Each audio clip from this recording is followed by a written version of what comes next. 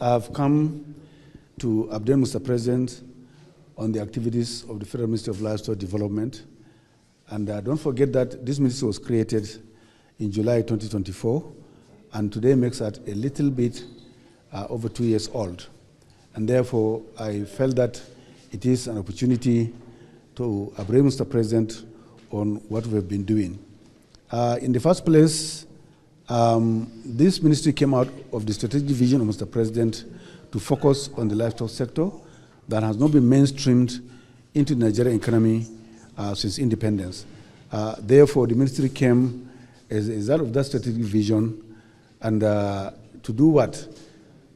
To have a laser focused attention on the ministry, to modernize the sector, make it sustainable, profitable, and globally competitive. And this is what we have been doing since the creation of the ministry. And as of today, we are happy to announce that Mr. President's action has resonated across the country to the extent that about 20 state governments have created similar ministries or agencies at the state level. And that goes to demonstrate that vision, which has now been copied by the subnationals. And that gives us also that opportunity for institutional collaboration with the state governments. Do not forget that at the federal level, the federal government doesn't have land. The cattle resources, animal resources are also at the state level. And therefore, we need this collaborative effort with the state governments to drive home that transformative effort. And we've been doing that toward all the district political zones. We've had meetings with the stakeholders, with major, medium, and small players, including institutional representations from the state governments, and the going has been excellently well. We also want to announce that as of today, the ministry has acquired a building to accommodate our office activities. It will soon be ready, and once it is ready for occupation, we'll also let the entire world to know that the ministry today has an address where you can meet us. We discuss business and how to move forward the sector. And part of the briefing as well is about two very, very important cardinal issues in the livestock sector. Number one is the issue of national ranching policy that we have launched in Plateau State, precisely at Wazir Grazing Reserve. Today, we are working on the implementation strategy. We are holding a lot of stakeholder engagement with the leadership of Plateau State, because that's going to be one area for proof of concept. And we've also had a lot of stakeholder engagement with pastoral organizations all over the place to make sure that people are onboarded onto our concept. We listen to them, we dialogue, we also look at these other gray areas to explain what it all means by this national ranching policy. The other aspect that we're looking at today, which is on the front burner, is that issue of radio frequency identification of all the livestock resources we have in the country. All four-legged animals, it is our intention to make them have an ear tag for identification, for geolocation, and proof of ownership. So that way, we need to build the national database on our cattle resources, as well as to make sure that any animals that are lost, either by straying or for some other form of losses in terms of cattle rustling, these animals will be tracked, they will be geolocated, they will be recovered, and that there will be proof of ownership. Therefore, we want to work along with all stakeholders to make sure that this is what we need to stabilize the rural areas, non-kinetic measures in terms of avoiding farmer-herder clashes. And we have also had our eyes on the red meat industry, which is also coming up. We have participated in a number of states where we had groundbreaking ceremony for massive modern abattoirs for meat processing. You will recall that today the open slaughter places that we have are not really good for public health, and therefore we are urging stakeholders and other operators to move up to the next level, to move into modern abattoir processing of red meat. We've also not left behind the issue of dairy development. As I'm talking to you, we have had a number of conversations with a lot of local players who want to establish mega dairy projects all over the place, including, of course, our development partners we are looking at also who are coming in with a very, very strong position for the development of the dairy sector in the country. We have not also left behind the issue of fodder cultivation. Remember, at the crisis we're having today in the country is that issue of feed and fodder.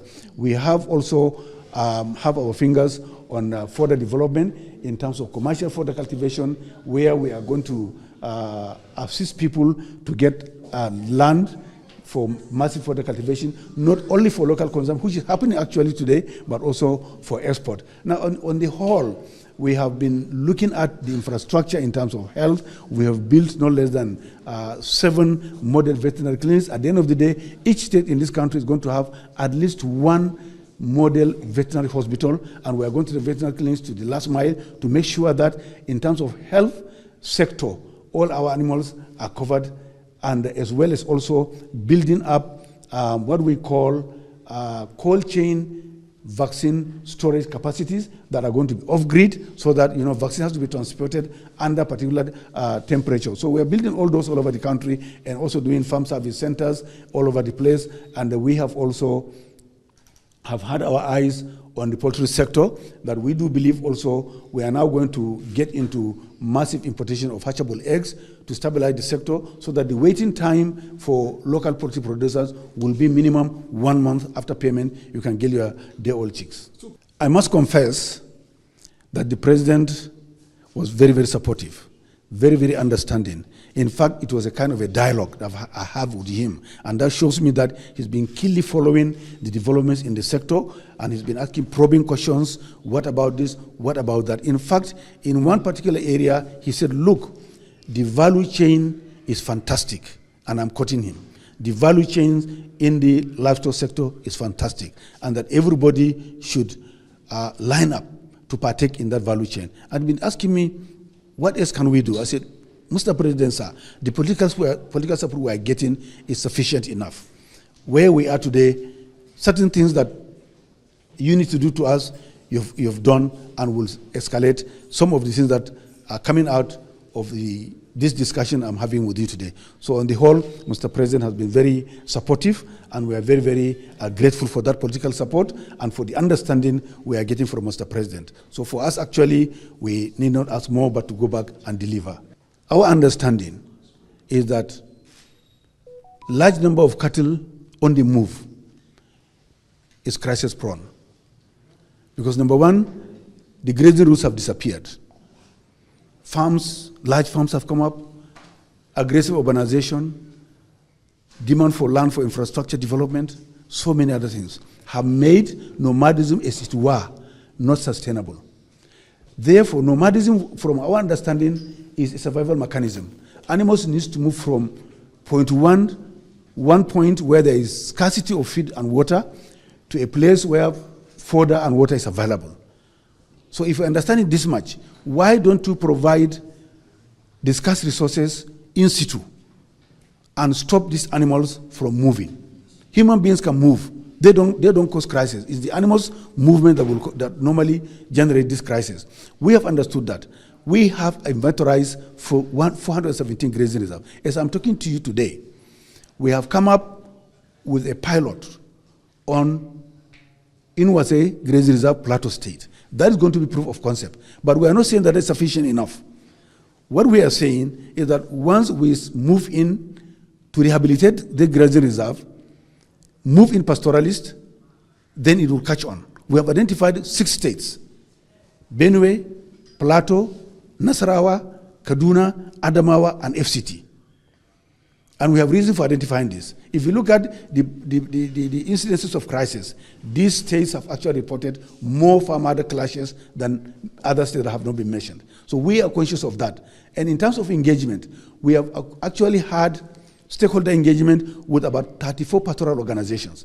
And that engagement is still on. 2 weeks ago, we met the pastoralists under the leadership of the Grand Patron of Mieti Allah, and that is His Eminent, the Sultan of Sokoto. And in the next 2 weeks again, we are going to repeat that meeting. So these engagements are supposed to explain the position of government in terms of national ranching policy, that look, we do not need to carry large number of animals to where the grass is. One business model is that today, go and fetch the grass and bring it to where the animals are.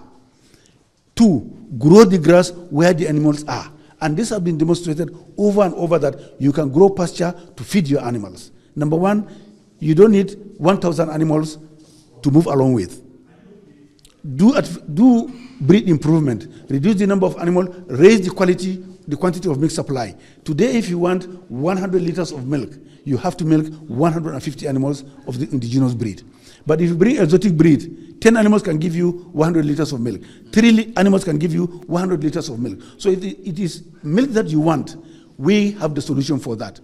And if you want to feed your animals, there are genetically developed grasses that have been intentionally developed, and they have all the nutritional value you are looking for. But of course, if you go to the countryside, the biodiversity have disappeared. Some of the grasses we knew as children are no longer there because of 1, overgrazing, wildfires, and indiscriminate use of herbicides.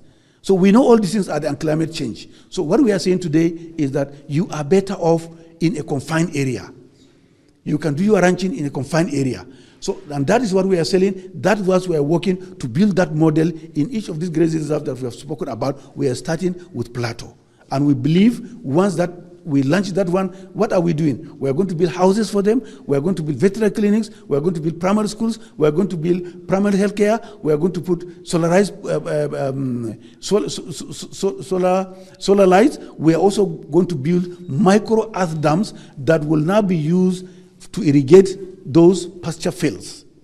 So that is what we are talking about. And at the end of the day, each of those grazing reserves will become an economic hub. Imagine what you are going to have if you have 30,000 heads of cattle in one area. The milk collection alone will attract milk processors. They will attract modular abattoirs. They will attract biodigesters. They will attract so many things that will come there. That is our concept. And that's what we have been selling to them. And so far, we have not seen resistance from anybody, because the reality on the ground is that nomadism, as it were, is no longer sustainable. And we need a different concept. And that is the concept that under the renewed agenda, Mr. President is selling to everybody in Nigeria, particularly those who are involved in livestock activities. And we are going to work with them to make sure that we stabilize the rural areas, to make sure that we increase survivability of the animals, we improve on national food and nutrition security.